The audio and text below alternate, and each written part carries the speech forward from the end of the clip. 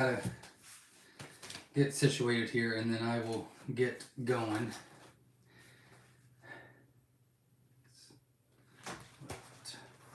Nope. Sorry.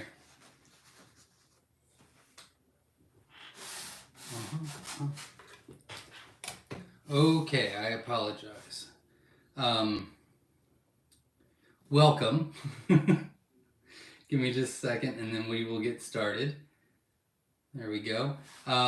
So welcome to supposedly a rapid fire Q&A. I literally just sat down, so I apologize.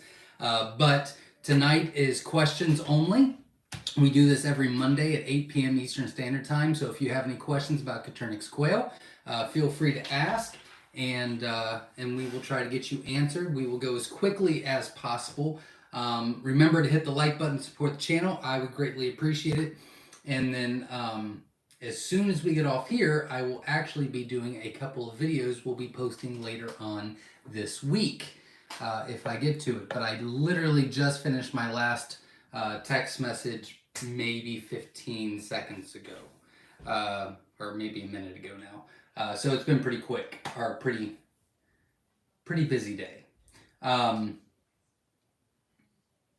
Yeah, so I'm hoping that after this video, we'll be doing a best practices brooder video, a best practices incubator video. I need to edit the roux video I did and post that this week. We're starting a project. We'll be doing a video on that, but that probably won't be posted for another week. And then we'll be going to Homesteaders of America, which we'll be doing videos there as well. So hopefully that all helps. I will not be here this coming up Sunday at 7 p.m. Eastern Standard Time for the live, as I will be at the Homestead, or coming back from Homesteaders of America.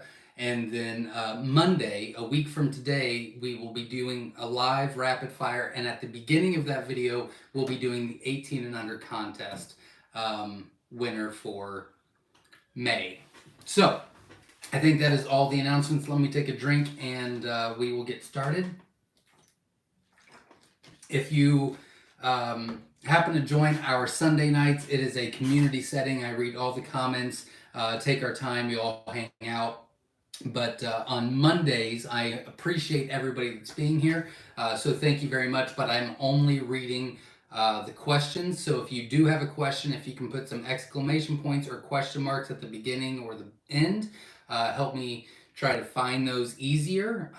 And once I get started, which I'm taking my sweet time to do, but once I get started, we'll only be answering questions. But I do appreciate all of you here, and we'd love for you to hang out, and that is more of a Sunday night thing. But we find out where everybody's from, and hatch rates, and I go into depth on questions and things like that. So hopefully you can join us on Sundays as well.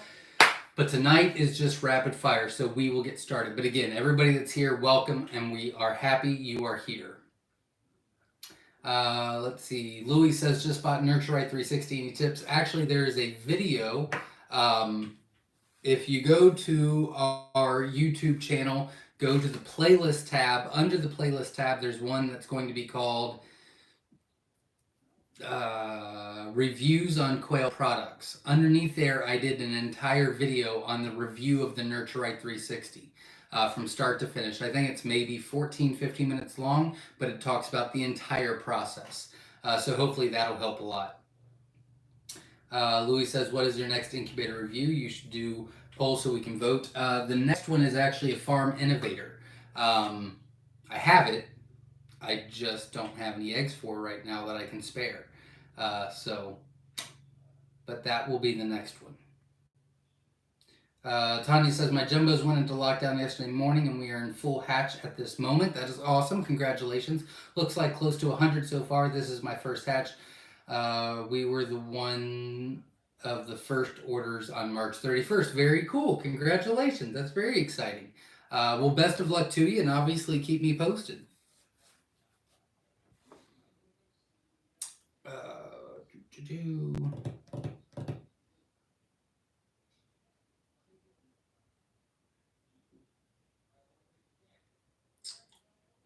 Charles says, how do you keep the smell down when keeping quail indoors? I clean the trays every 2 days. Any suggestions? Ventilation. You need as much ventilation as possible. We have 2 industrial fans at the top of our barn. So when you walk into the barn, it's the shipping room, biosecurity area, and then we have a big garage door with a screen that nothing can get in or out. So we open the garage door, and then the air comes through there, goes through the cages, and then up and out the 2 industrial fans. So constant circulation, and high ceilings does not hurt.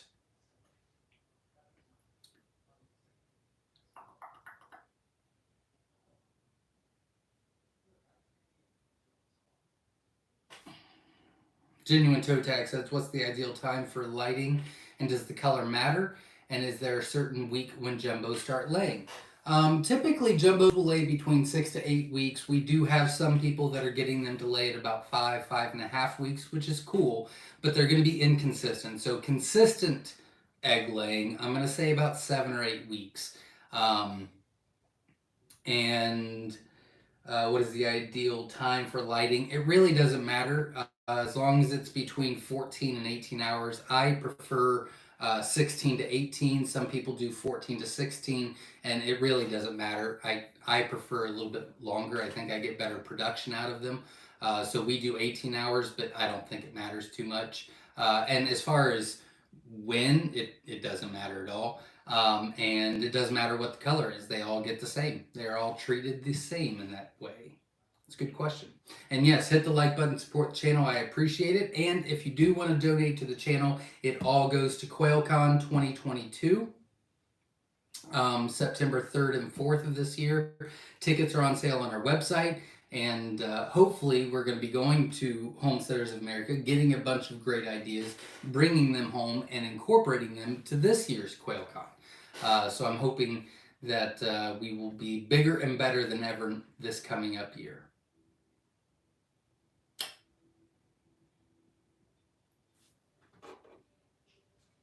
Let's see. Time and Timber Homestead says, I lost 3 of my 4-week-old SSC babies this morning.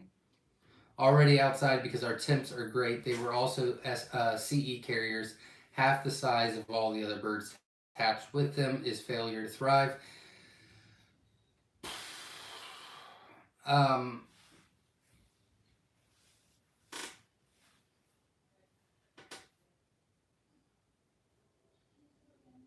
I don't think that they probably would have been good breeders anyway.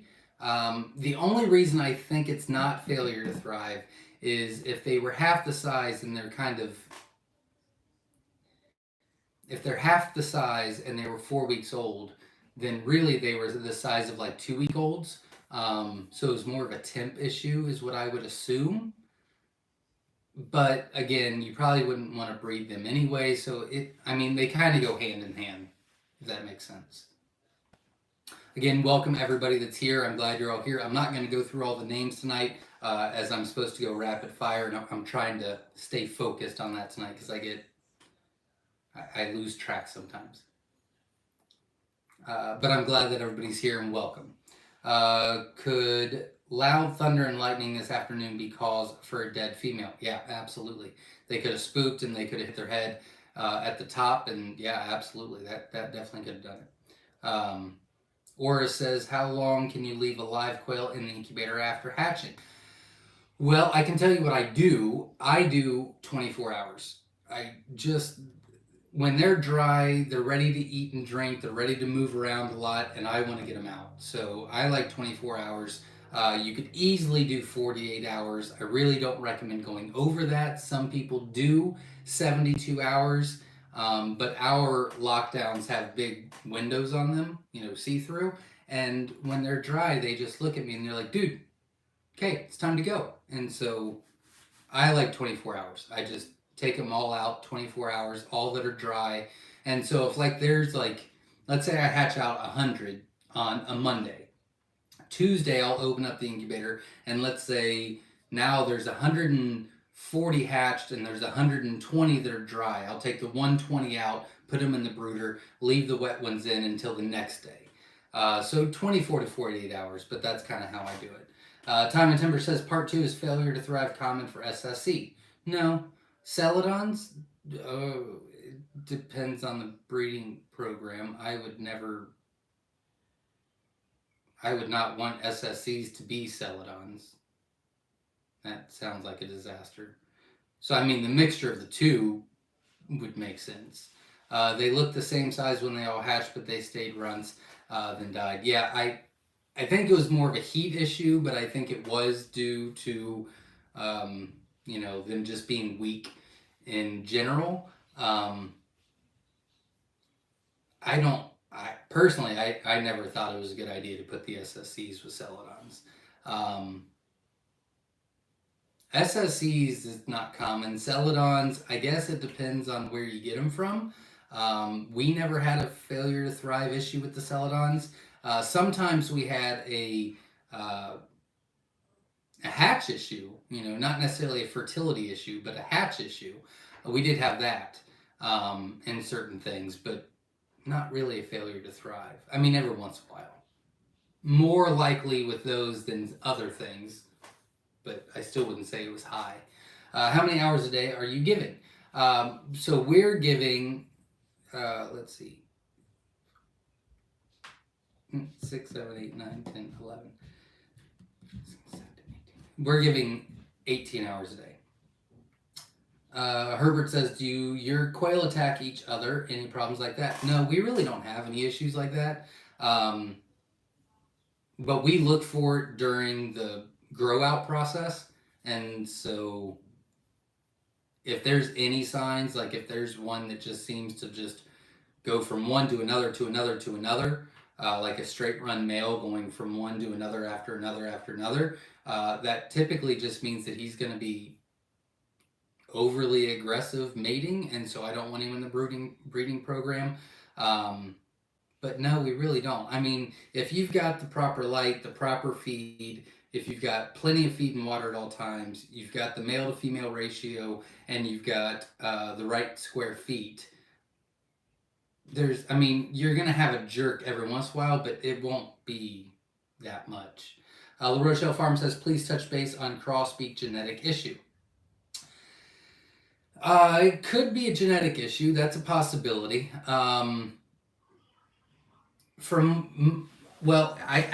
was. I think it was Duke. Oh, it could have been. I think it was Duke. I think it was Christy that I talked to about that. She said, obviously, it's a possibility for genetics with crossbeak. I don't know a percentage. I can't tell you a percentage, but there's a percentage of the time, and it's more than not. They go hand in hand, but a lot of it has to do with a turning issue. So they'll develop on one side, it just didn't turn properly, and so that's an issue, but it very well could be a genetic issue as well. But there could be other issues, and typically the other issue would be a turning issue with that.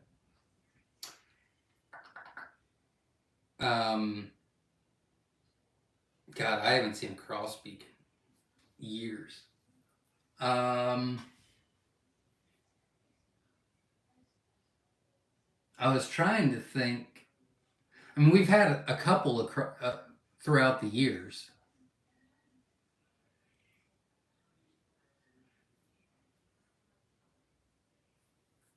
I think the last crossbeak I had was, this was years ago, but I actually think it was Rosetta. It was something dark. Could have been a Tibetan, could have been Rosetta. It could have been anything. I remember it being dark, but God, it's been a long, long time since I've seen a crossbeak. It's a good question. Let's see. Zach, thank you for getting my order earlier than expected. My dog passed away the week earlier, so that was a nice surprise. I am so sorry to hear that. I really am very sorry to hear that. That's devastating. It's happened to us. And I'm glad you got the eggs, and good luck on your journey, and obviously keep me posted. Let's see. Run 12ism says, do you have to have a permit to keep these birds since they are not usually? You need to check with your state or local, but 9 times out of 10 you don't need anything because they're not native, and they don't free range, and you can't release them.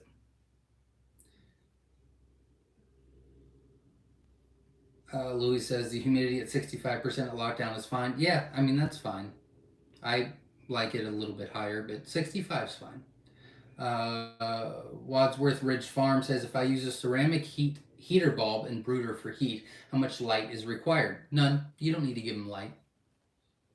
Um, yeah, they really don't need light at all if you don't want to give it to them. Since my Frigidator has sucked as a hatcher, I'm trying two of my LG baiters as hatchers. The temps are so unreliable in my LG, but the humidity is fantastic. What's my biggest enemy here? I think that you can. I think it's a good idea. I think you should try it, and I want you to keep me posted on that. I would wrap your little giant incubators. That's what LG is standing for. I would wrap them with a blanket or a towel. It's going to keep the temp steady at least. And you might have to, I mean, it might have to go up to like 104 to actually be correct in there, in the little giants. But I think that you can stabilize it by wrapping them with a towel or blanket, and that'll help a lot. I think you're going to have better results. I think the biggest enemy is I think that your big hatcher, your Frigidator, I think it's just too big for a hatcher. That's really what the issue is when it comes down to that.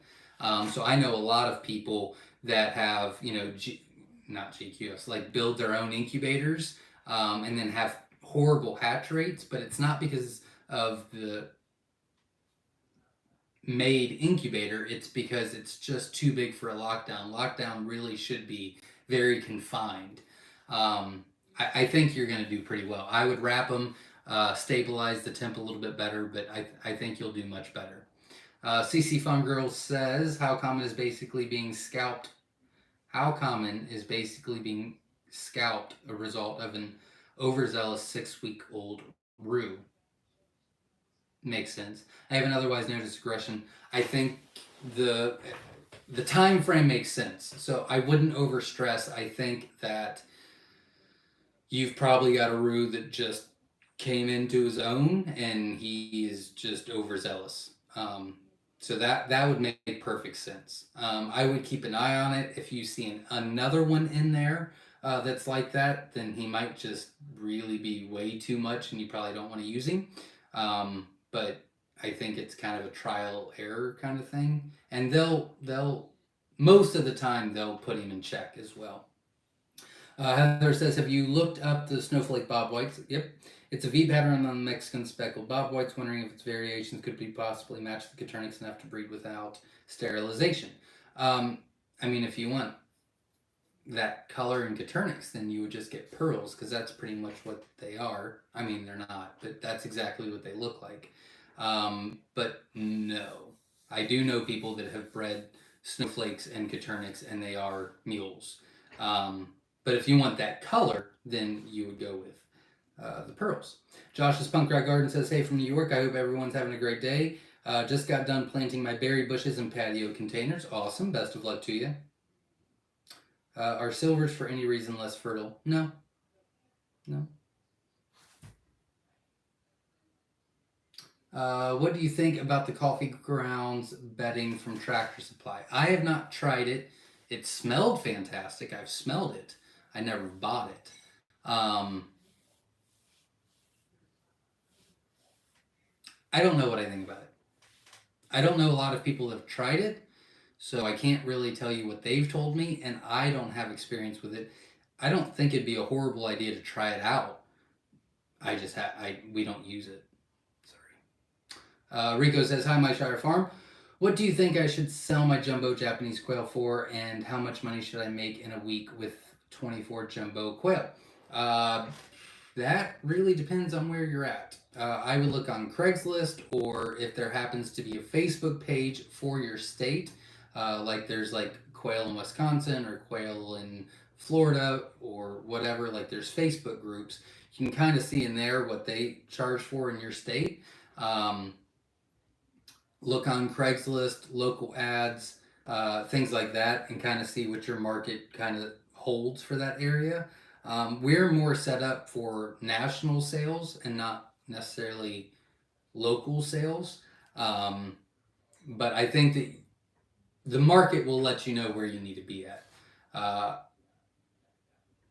I mean, I know people that sell balut eggs for 20 cents in one state, and then in another state they're selling them for 80 cents and 20 cents. I wouldn't even do balutes for, but their system works for them, so that's completely fine. And then if I try to charge 80 cents for the balutes here, they would laugh in my face. So, I mean, every state, every area is completely different. Um,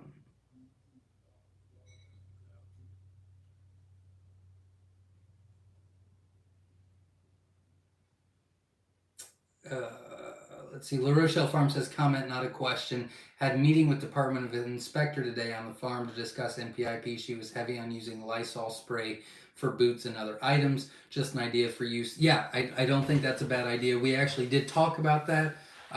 They said that it's not a bad idea. An overkill would be fine.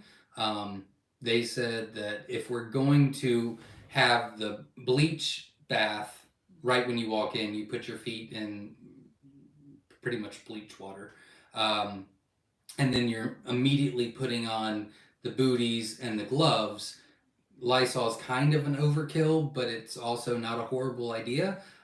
So we're still thinking about that, but that has been brought up, and I don't think it's a bad idea. But they said that because I said, well, can we use one or the other? And they said, well, you could do the booties without the Lysol, but you can't do just Lysol. So I said, well, okay. And then um, someone was kind enough to send us a bunch of booties, so we've got those covered for QuailCon. We're probably still going to do the Lysol, most likely. What is the highest temperature they can safely be in? I don't know. I know that people in like 140-degree temperature do fine, but temperature really doesn't affect them. Yeah, temperature really doesn't affect them. As long as they have ventilation, they're good to go. Um, we've got customers in Alaska, we've got customers in Texas and Puerto Rico and Florida. I mean, places where it gets real hot, and then we get places where it gets real cold. So temperature really doesn't affect them very much. Um, Priske says ventilation do hardware cloth covered passive windows that are always open good enough, and or do you need fan assistance? I would use a fan. It's a good question, but I would still use a fan. Um, yeah, I would use a fan. Just discovered my hygrometer is not working and hatch starts Wednesday. Any advice? Um, Usually incubators do pretty good with the humidity reading, so I wouldn't overstress. I wouldn't overstress. Being that ranked, I would go lower than higher. So try to hit 65, 68%. Um, and then if it actually is 72% in there or it's 62% in there, then you're still okay. So yeah, I would just read that this time. The Blazing Bee says Myshire Egyptian Fee Hatch is coming along, but I'm curious about this dark one. Doesn't look like a wild, not white in it. Looks like a Rosetta or Tibetan. Which one could it be? Don't think it could be a Rosetta or a Tibetan. And the Egyptian fees, it could be an Egyptian.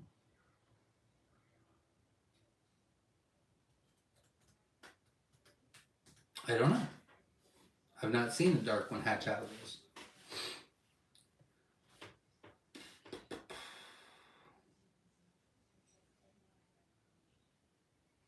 What am I not cool enough to have yet? I don't see the original comment. Rebel says, if the inside of the white brown spotted egg is blue, does that mean that it is a celadon gene? My other hens lay brown spotted eggs but are white inside. It can. Um, so most of, not all, will have that blue tint when you first open them. When they dry out, they'll turn white. Um, but yeah, if it stays blue, then yeah, it's a celadon carrier.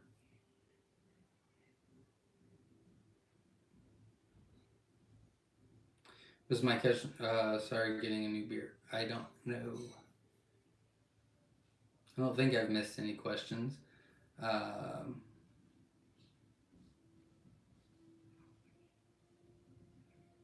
but I don't see a question from Herbert. Oh, do quail attack each other? Any problems like that? Do your quail? Oh, yes, we did answer that. Yes, okay. Um,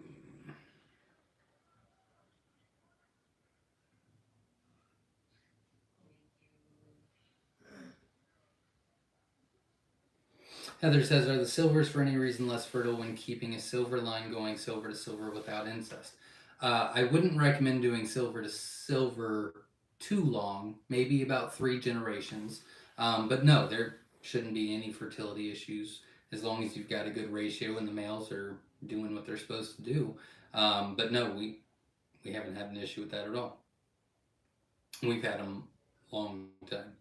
Heather says, why is my eggs a white and brown spotting egg in the... Oh, we talked about that already. Hong Kak says, inbreeding quail are fine. Yeah, to a degree. I mean, I would...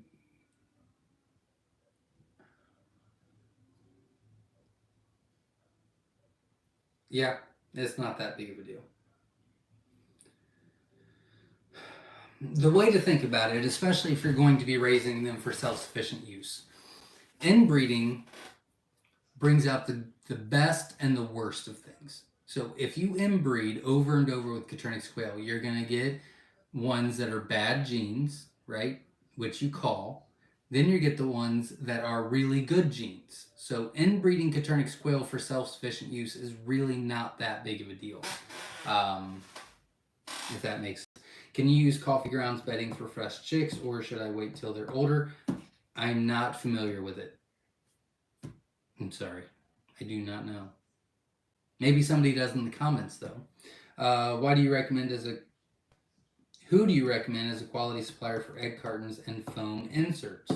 Well, the foamer supplier that we actually have, that we use, is actually on our website under supplies, I do believe, or suppliers or something. I don't remember. I think it's eggshippers.com maybe, but I could be wrong on that. It's on our website. As far as the foamers go, we do have egg cartons on our website. I mean, you can find them on Amazon and eBay as well. It's hard to say. Zach, would you consider yourself a quail pimp? The name just popped up today for some reason. I saw that video actually, and I'm going to say no. I did not get to watch it yet, but I did get the notification, so I'm hoping to watch that tonight. But I saw the name come up, Quail Pimp, and then I saw what? And then it was from Myshire Farm, and I was like, yeah, I got it. So I already saved it, so I'll be watching that in a little bit.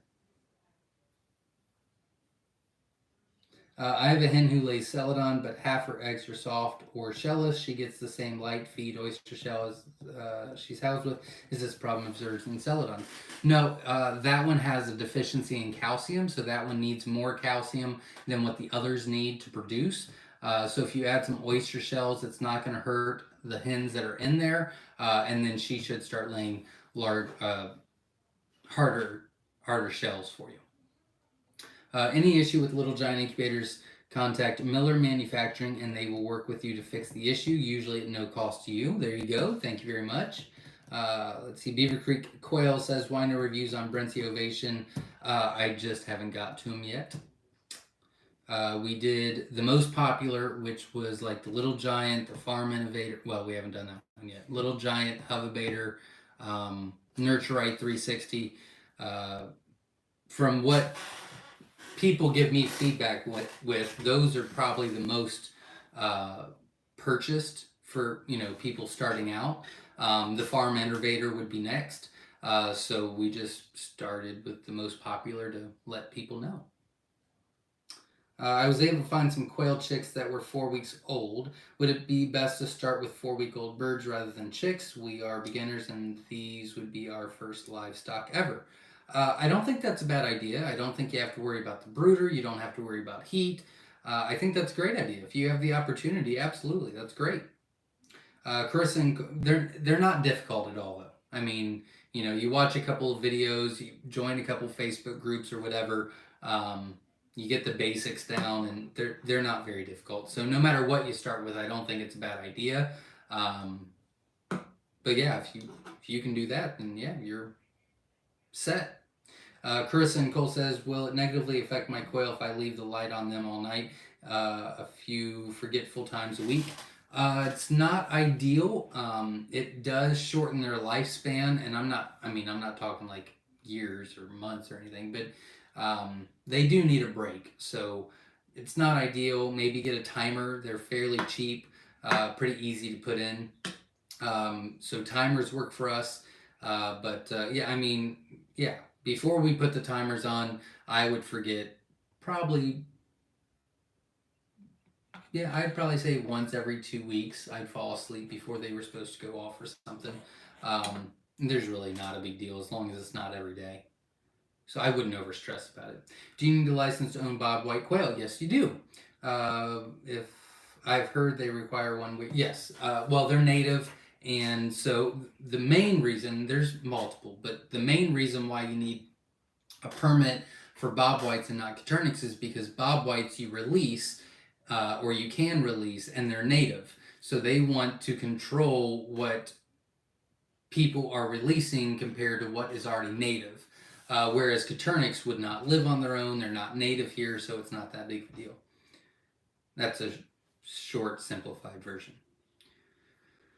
Day 3 incubation, so far so good, except for the cheap, moody Chinese-made incubator. It happens, I understand. Good luck. Do quail have seasons, like seasons for eggs, seasons for meat? Nope, it's a all season, all year long for Coturnix. Or it can be, as long as you give supplemental light. Can we start an Excel sheet on one of our 4 Facebook groups for law requirements for different states? I think that would be a great idea. Go big. Yeah, I think that's a great idea.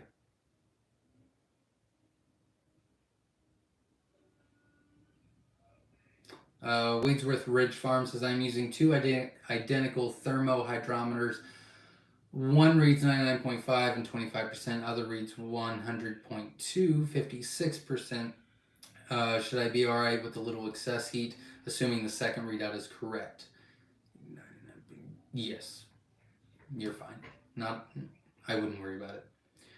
Do you need any types of licensing for selling quail or butchering them, like how certain animals need a USDA? If you're going to sell butchered meat, not like farm pickup, then yeah, you have to be USDA. Every state's different, so you got to check with your specific state. But the majority of states, yes, you need to be USDA if you're going to sell butchered meat,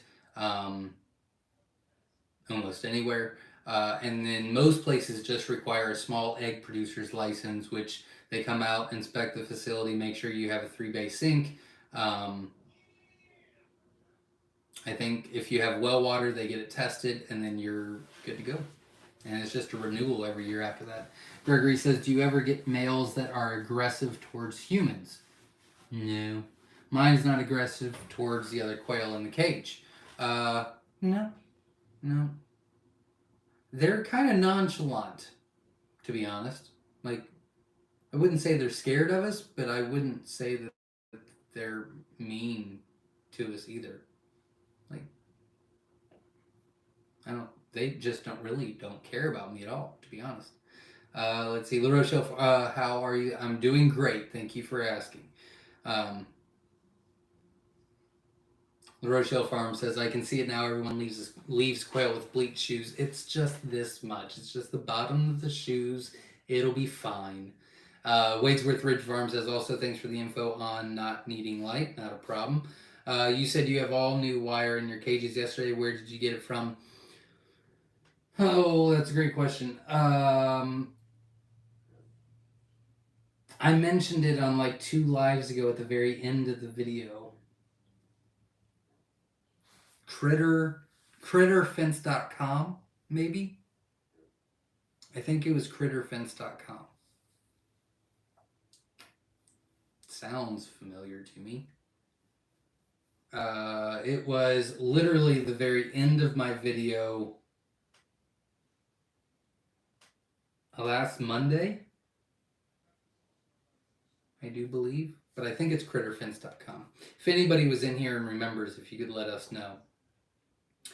I only calibrated the second. Oh, not talking. Myshire eggs are hatching as we speak. Awesome. Congratulations. Best of luck to you. Local small breeders license. My city didn't know. From what I understand, only if you feel like turning yourself in for no reason. There you go. Well, it really depends on who and where you're going to sell them. If you're going to just sell them for like local farm pickup or something like that, I don't. It's not that big of a deal. But if you happen to be dropping any off or taking them to any reptile shows or any farmers markets or any swap meets or anything, then you would for sure need it, for sure. Let's see. Christine says my incubator is reading 102.5 and my inside is reading 99.3. Day 2. Am I cooking them? Nope. Incubator's just lying. Just keep what the inside is reading. You're right where you should be. You're fine. Yeah, hit the like button, support the channel. I would greatly appreciate it. Will 0.5 to 0.6 degrees be an issue? Well, if it's supposed to be 99.5, you're going down to 99. It's not the range that you want to be in is 99 to 100. So you've got that full degree range. Are quail allowed for backyard keeping in the city? No. I mean, I guess it depends on how many you have. But if you've got like 2 or 3 breeder sets, you only have like 2 or 3 males, and they'll make a noise every once in a while, but not very much at all. Not like chickens. What is the best way to process manure and how can I market it? It's a great question. I do not know. We do something completely different here, so I cannot speak on that. When you were breeding, do temperamental traits get passed on to the offspring? Yeah, you breed for temperament. Mm-hmm. I mean, most of the time, aggression or aggression or overbreeding or something like that, most of the time is actually environmental. But you do breed for that as well, so that's also a source.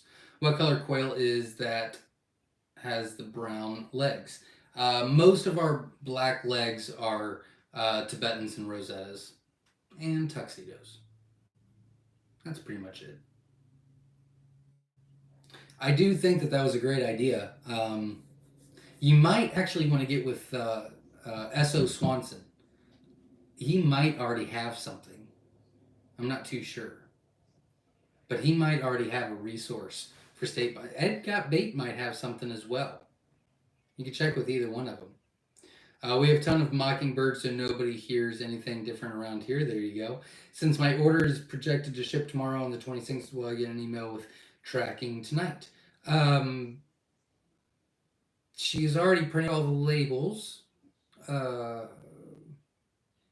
You can email me, or you can text me with your order number, and I can check on it.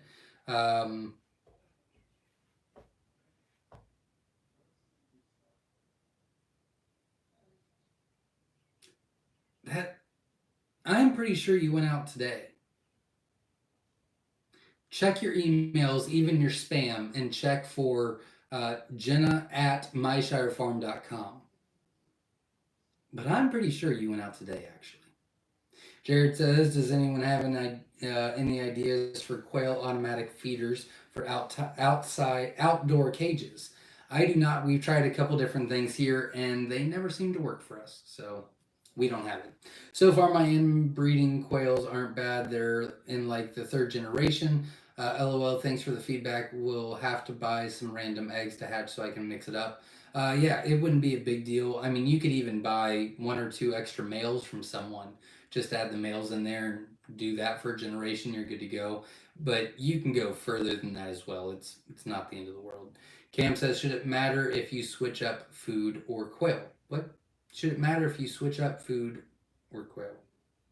Like how dogs, when you change their food, sometimes they get sick. Is it a big deal? Yeah, you really don't want to change their feed unless you absolutely have to. They usually won't get sick or die, but they will stop producing for you, and they possibly could go into a molt. So, I mean, if they do that, it could be 4 6 weeks before you get any eggs again. But if you change their feed, you're probably looking at least 2 weeks before you start seeing production again. Um,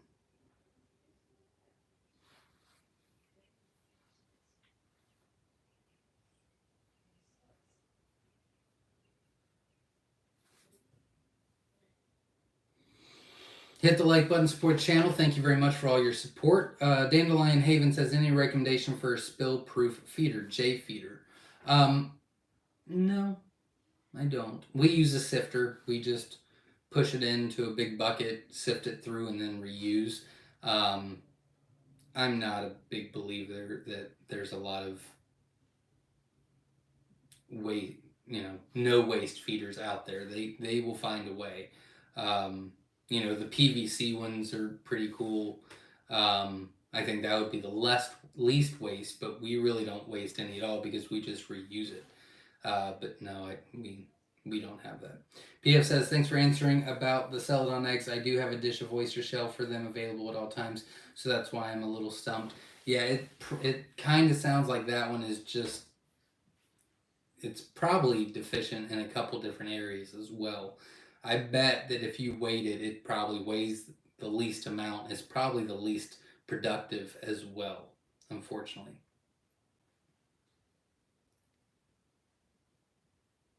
La Rochelle Farm says the quail pimp came to me from the same person I believe got you your bee costume from. Got a good laugh from it. Wife said I looked like an idiot. There you go. With my new bling. I really need to check that video out. Just as sex-linked feathering quail is that every sex-linked feathering quail is that every generation, no matter crossing one type to another, or after certain generations, does that apply to breed out? No, you can breed it every generation. I actually have a video on that you can check out. It's in All About the Colors playlist.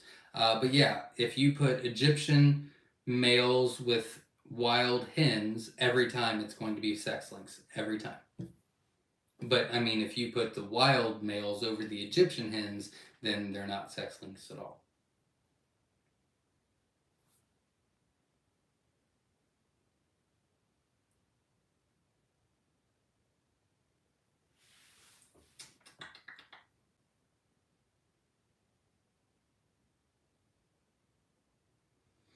Is it a bad idea to use scrap wood to build our first quail hutch? Nope, I don't think that's a bad idea at all. I think use what you've got around you, and then most likely you'll probably want to build a new one again, and then you can decide what you like and what you don't like. And yeah, I think that's a great idea. I mean, we're on like cage 8.0, and we just keep improving them throughout the years. I think that's a great idea. Yes, it was critterfence.com. Thank you, Ed. Boo, boo, boo.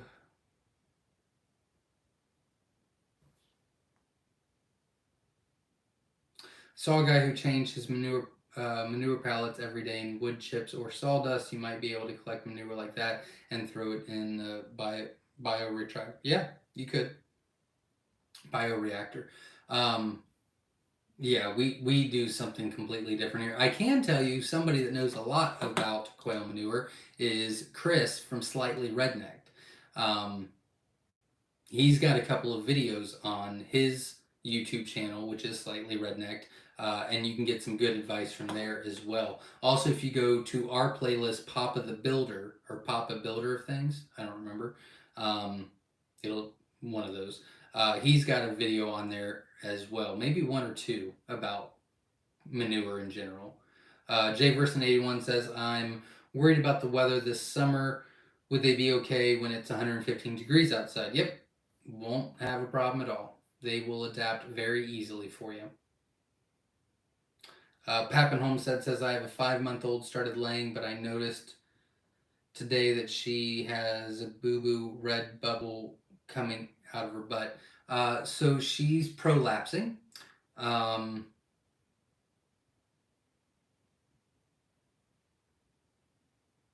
Is she 5 months old and just started laying, or is she 5 weeks old and just started laying? She needs more fiber in her diet, is what she needs, no matter what. Patrick says, from what are we From what we are learning, celadons have more aggression issues and health issues second generation. Have you heard of this or experienced this? No, I disagree. That's We know a lot about the celadons. A lot. There's been 3 people that I know of that have pretty much mastered the celadons. I don't think they sell to the public. I don't believe they might. I don't really know. But I mean, it's down to an art. So yeah, the whole celadon. I mean, no, celadons are fairly easy. I don't have the patience for it, to be honest with you. Um, No, the aggression issue is not. I don't feel like it's accurate at all. I guess it depends on breeding and how you're breeding and what you're breeding and all that jazz. But no, I never saw an aggression issue. But I never saw like a lot of people are like, oh, they're much smaller. We didn't see that. Um, I really think it depends on where you're getting them from and how you're breeding them. To be honest, is pasturing quail in something like a chicken tractor a bad idea? I'm wondering if they get enough nutrients foraging, or they do need supplemental food. But yeah, you could use like a chicken tractor for your quail, and we did that when we started out and we were just raising them for us. We tried that, and they were in there all summer. Tina says, Zach, you look exhausted. Please take time for yourself. We appreciate everything you do. It's going to be a long week. It's going to be about 16, 18-hour days for the next only 2 more days. Well, 3. Well, I'll be doing videos when I get off here tonight to post later on this week. And then tomorrow will be about a 16, 18-hour day. Wednesday will be a 16 to 18-hour day. Thursday, I'll be collecting eggs, shipping out, getting some stuff finalized, and then heading out of town. But I'll be gone Thursday night, all day Friday, all day Saturday, and Sunday morning, afternoon. So I got a lot of stuff to do this week. A lot. And I will not be able to relax unless it all gets done. So, gotta do what you gotta do. What can I do for prolapse? Really, it'll fix itself. I wouldn't worry about it too much. But you definitely have a fiber issue. If it is a 5-month-old, you definitely have a fiber issue. If it's a 5-week-old that just started laying, you just need to give it a little time. It should work itself out.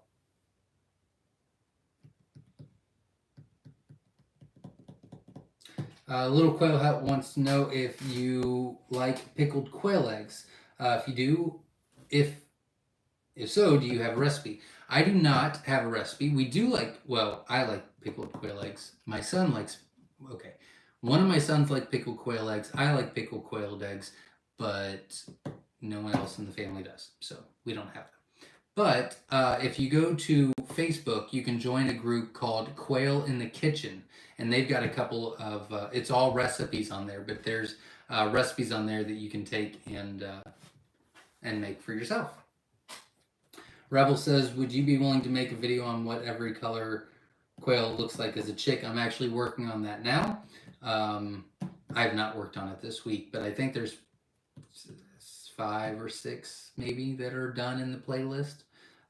So I'm working on it. 5 weeks. Then, yeah, Pappin, I wouldn't worry about it too much. It's just started laying. I think it'll be okay. I'd let it go. Yeah, I'd let it be.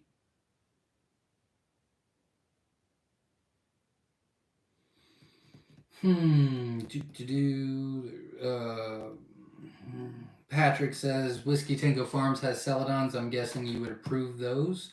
I don't know what that means. Yeah, if somebody asks me if we sell celadons, I say we do not, but I recommend them to whiskeytangofarms.net.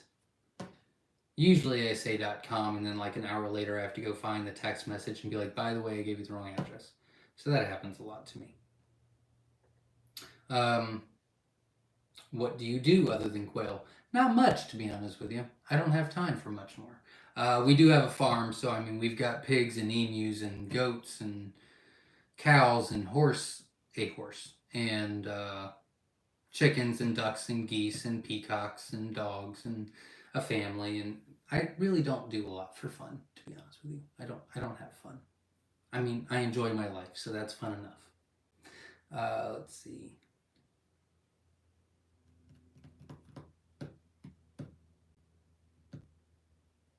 How do I get more fiber in my quail food? I honestly would change the feed. I know a lot of people like to supplement. I'm not saying that's a bad idea. I'm just saying that I think we're making it a little bit harder on ourselves than what we should. Um, I would, to be honest with you, this is what I recommend. I would go on to the YouTube search. I would type in feed by Myshire Farm. I would watch the video of the picture that I did. And the main picture is a Klombach bag. In that video, I just gave all of my information to, or I just gave you, in that video, I'm giving you all the information that a PhD doctor that specializes in animal feed gave me, and I'm literally giving you that information. We customize our quail layer feed because we were not happy with the game bird feed, and we don't have any prolapse issues or anything like that. So I mean, and we show you the labels as well. So I would just take a screenshot of that label, match it up to yours, see what you're different. Next time you go buy some feed, see if anything else matches up better, and you should be good to go.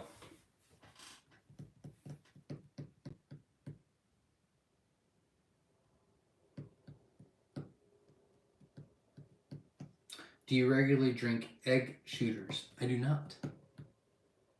I have, but not regularly. I probably should, but I don't. Let's see. No, I am in Ohio.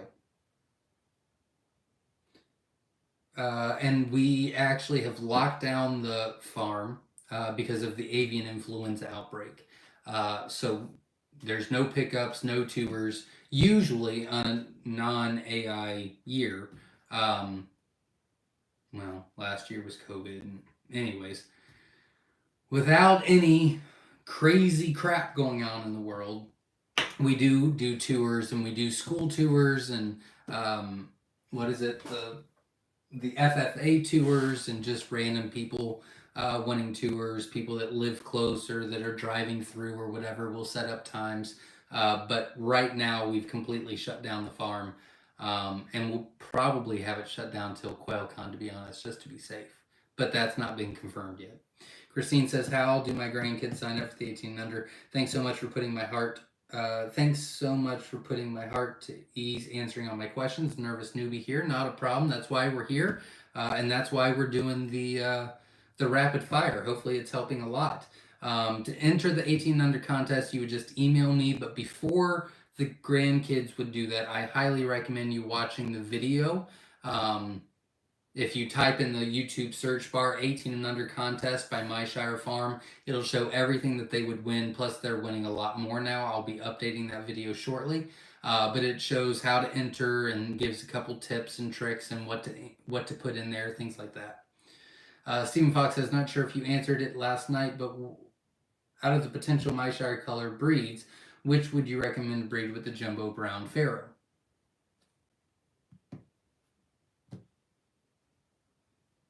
Egyptians. I mean, I love the sex links. I think it's a fantastic idea. I think it's awesome. So Egyptians, whites. You can breed whites with the jumbos. Eventually, you'll start getting some white wings or even tuxedos, which is fun. That's about it. How much would a case of 100 eggs cost to ship to California? I don't know. It's based on zip code and weight. California is really not that bad. It really depends on where you live in California.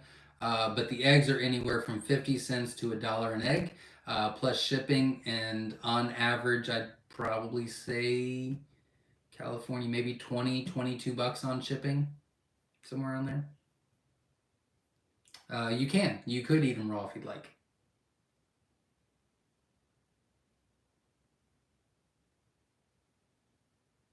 Any reason why the lower cost feeds are the ones with the higher fiber content?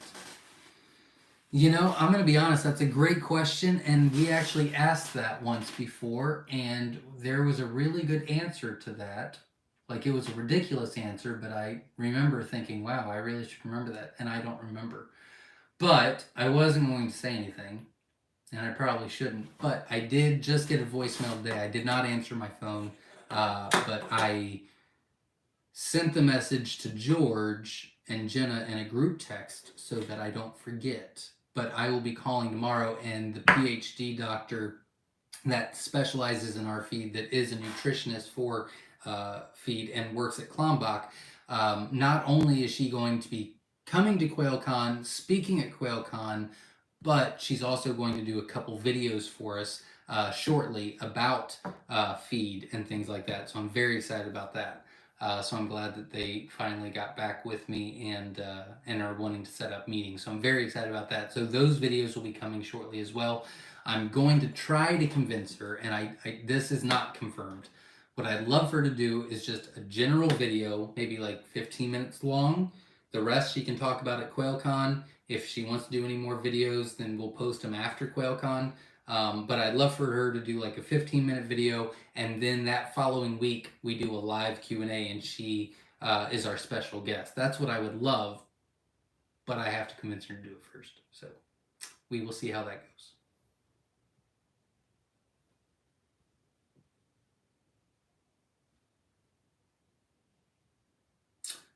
Ty says, what is QuailCon? QuailCon is a convention that we're having here at Myshire Farm in September 3rd and 4th. So far, we've got 30 states representing.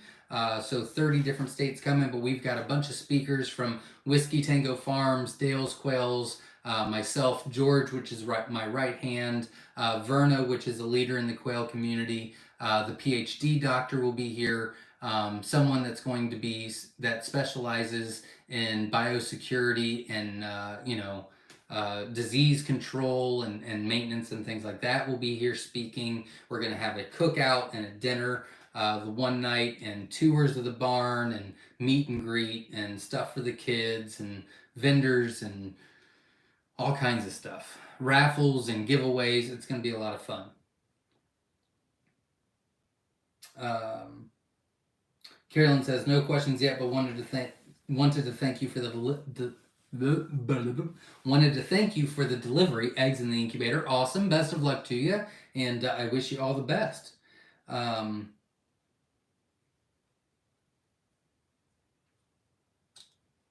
Yeah, what Whiskey Tango Farm said.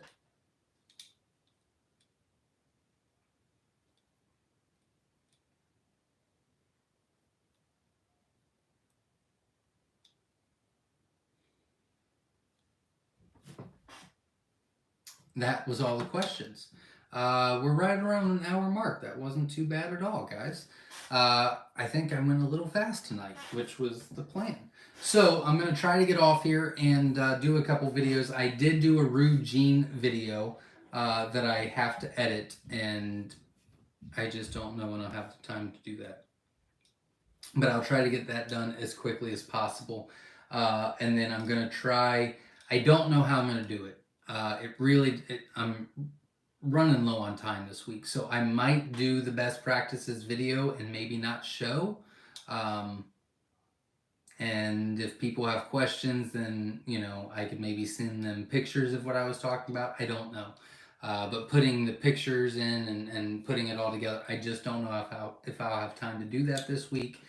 So we'll see how that goes. But I will be posting a couple videos this week, so stay tuned for that. And hopefully we'll be documenting our trip this coming week to Homesteaders of America.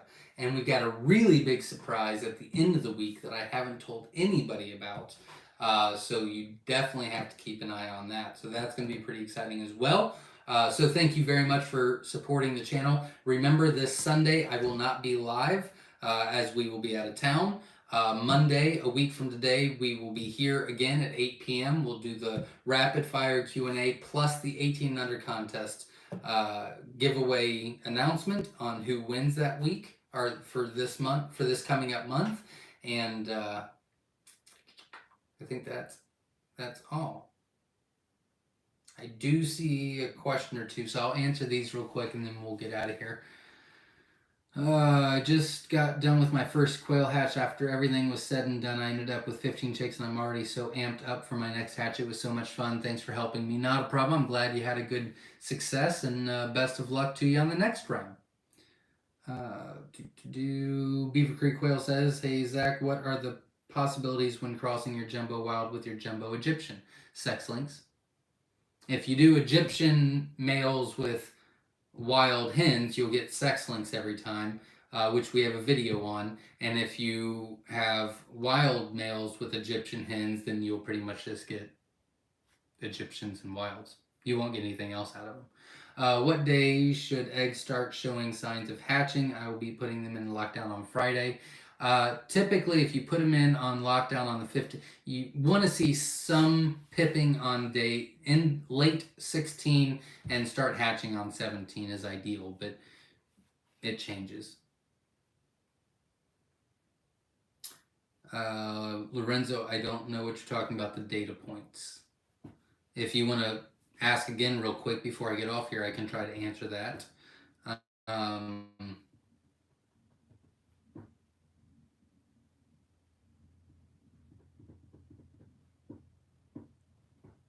Do you breed the white jumbo? Yep.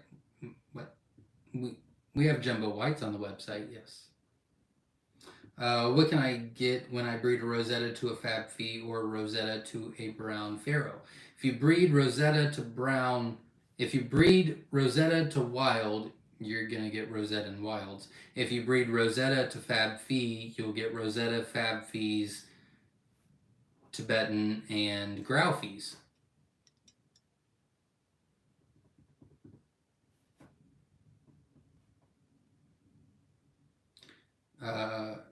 Do you breed jumbo white males and jumbo wild females? No, I do not.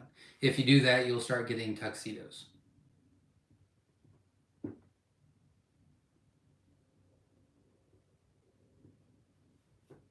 I don't remember that question at all. I'm sorry. Local weather is giving me trouble. What is the highest humidity eggs can tolerate while incubating? You really don't want to go over 45% humidity during incubation. I think that is all. I'm going to try to get some videos done to help you on your journey this week, and we'll see how the videos turn out. If I don't like them, I might just not post them until I have enough time to do them right, but hopefully I can do them okay without too much time. We'll see how that goes. Oh, I do have that other video with me and Chris. I could post this week as well. We've got some good stuff coming on, so just hold in there. Let's see, the growth and development I'm documenting from egg to death this year. Oh, that's great. Congratulations. Yeah, as far as how I do it, we have Excel spreadsheets and notebooks. So I write everything down in a notebook, transfer it over to a Excel spreadsheet, and then that's what I do. Very old school, but I like old school because if I have to do it over and over and over, then I typically remember more stuff and remember what's going on. So that's how I do it. All right, everybody, thank you very, very much. I will not be available very much for the rest of this week. I've got a ton of stuff to do, and then I'll be out of town. And I think I'm actually going to turn my phone off. My wife will have her phone on for the kids and the family, but I think I'm going to turn my phone off and just spend some time with my wife this weekend.